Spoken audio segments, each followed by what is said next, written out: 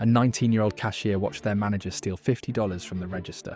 Again, every single shift, the same thing.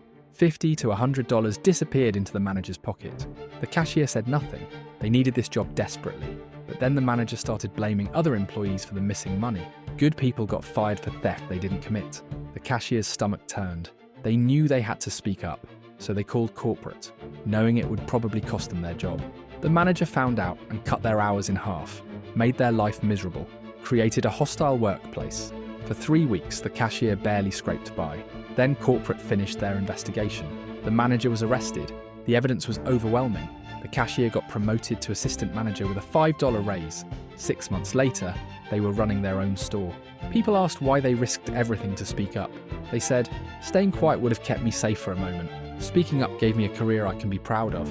Integrity doesn't just feel good, it pays."